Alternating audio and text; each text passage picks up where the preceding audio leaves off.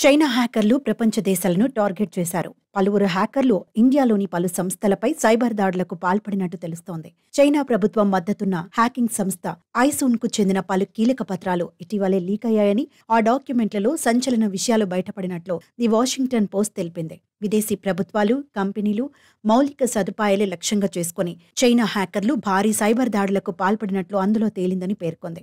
Microsoft, Apple, గూగుల్కు చెందిన software వ్యవస్థలోని లోపాలను ఉపయోగించుకుని డ్రాగన్ హ్యాకర్లు ఈ దాడులు చేసినట్లు వార్తలు వస్తున్నాయి. లీకైన పత్రాలు షాంఘై కేంద్రంగా పనిచేస్తున్న ఐసూన్ అనే కంపెనీకి చెందినవని వాషింగ్టన్ పోస్ట్ తెలిపింది.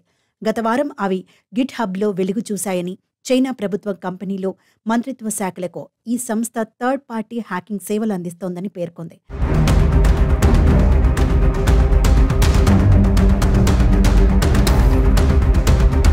సైబర్ దాడులు చేసి విదేశీ సమాచారాన్ని సేకరించేందుకు హ్యాకర్లతో చైనా ప్రభుత్వం ఒప్పందాలు చేసుకుందని ఆ పత్రాల్లో ఉన్నట్లు తెలుస్తోందని చెప్పింది.